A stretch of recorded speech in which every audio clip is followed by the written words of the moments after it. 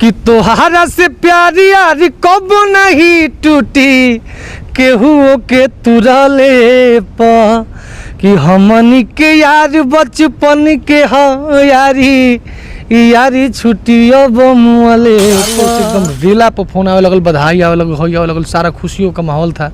तले अचानक के बीच में पता कंपनी की ओर से आता कि बाबू गाना पे स्ट्राइक चला गया है, गाना बंद हो गया है। कलेजा फाट टीएफ से आ रहा है। हाँ टीएफ से आ रहा है, कलेजा फाट के एकदम छाती फाट गई भैया। सब क्यों कहते कि कहाँ परेशान आज हमारे कम से कम दोस्ती का 30 मिलियन व्यूज उड़ाया गया है। एक जगह से 7 मिलियन व्यूज उड़ाया गया है, एक जगह से आज उड़ा है 31 लाख व्यूज पे। हमनी के यार प्यार बचपन के यारी छुट्टी अब मुहले पर। जैसा कि ये गाना आप लोग सुने होंगे और सुनते होंगे, काफ़ी तेज़ी से ट्रेंडिंग में चल रहा है, इतना वायरल चल रहा है कि क्या बताएं हम। ये गाना सुनने के बाद ये रोंगटा खड़ा हो जाता है, इतना ज़बरदस्त गाना है और काफ़ी सोशल मीडिया पे वायरल चल रहा है। इसी के गायक का इंटरव्यू लेने के लिए हम बिहार से यूपी पहुंचे हुए हैं और आज उस गायक का इंटरव्यू लेंगे। आप लोग वीडियो में बने रहिएगा। जैसा कि आप लोग देख सकते हैं कि दोस्ती का मिसाल यहाँ पे कायम कर चुके हैं। देख सकते हैं काफ़ी यहाँ पे उनके दोस्त बैठे हुए हैं, काफ़ी दूर दूर से लोग आ रहे हैं उनसे मिलने के लिए, इतना ज़बरदस्त गाना गाए हैं।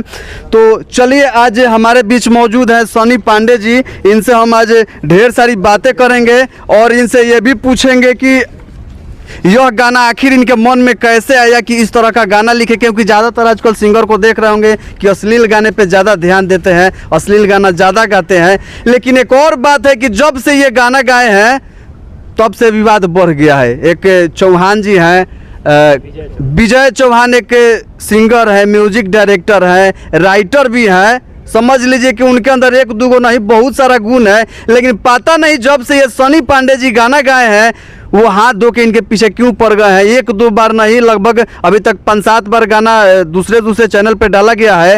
हर गाना 3 मिलियन 7 मिलियन ऐसे चला हुआ है, उसके बाद डिलीट करा दिया गया है। चलिए आखिर इसकी क्या हकीकत है, इसकी क्या सच्चाई है, सनी पांडे जी से हम बात करते हैं। सबसे पहले तो हमारा चैनल में और स्वागत बा। अरुआ हमारा गाँव में रहुआ के स्वागत बा, हमारा दरवाजा पर स्वागत बा, हमारा बागी बलिया के जनाड़ी गाँव में स्वागत बा। चलिए आगे बढ़ने से पहले चाहेंगे कि थोड़ा सा जो आपका वो गाना है जो जबरदस्त वायरल हो रहा है उसको सुनाइए। कि तोहारा से प्यार यार कब नहीं टूटी केहू के तुरले पा कि हमनी के यार बचपन के यारी छुट्टी अब मुअले पा हमनी के यार बचपन के यारी छुट्टी अब मुअले पा। अंतरा भी चाहेंगे कि हो जाए। हर की अखिया में तो हर नजारा न होई कि बिन तोहरा यारा गुजारा न होई।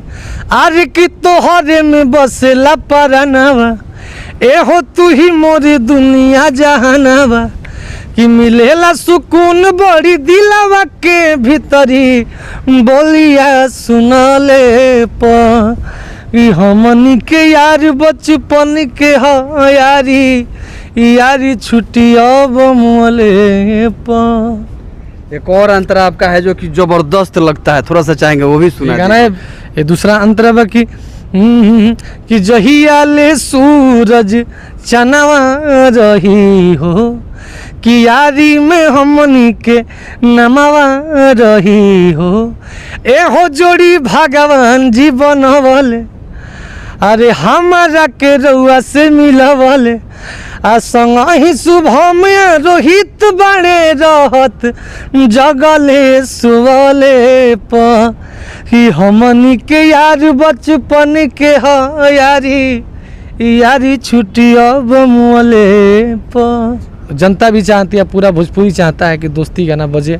आपका भी कोई दोस्त होगा, उस दोस्ती गाना पे आपका फ़ोटो लगाकर शेयर किया होगा, दोस्ती प्रमोट किया होगा, तो ऐसा काम मत करिए ना भैया। एक छोट भाई रुआ से नहीं हो रहा करता। यहाँ तक कि हमार माई, हमार पापा, हमार भोजपुरी के अनेकों तमाम हज़ारों लाखों मेरे भाई आपसे रिक्वेस्ट कर रहे हैं। भोजपुरी गाना महज गाना नहीं रह गया है, भोजपुरी गाना एक इमोशंस हो गया है, दोस्ती का मिसाल बन गया है। इस गाने के साथ छेड़छाड़ मत करिए, आपसे यही रिक्वेस्ट रहेगा भैया। वाह, हमनी के यार बचपन के है यारी, ई यारी छुट्टी अब मुअले पर। उसी के गायक हमारे बीच मौजूद थे सनी पांडे जी, और अभी हम लोग बिहार से चलकर यूपी में पहुंचे हुए थे, इनका इंटरव्यू ले रहे थे क्योंकि इनका गाना इतना ज़बरदस्त है कि समझिए कि बिहार से हम लोग चलकर यूपी पहुंचे। और बहुत अच्छा लगा इनसे बात करके। आप लोगों को कैसा लगा कमेंट में बताइएगा, और अच्छा लगे तो थोड़ा जम कर शेयर कीजिएगा।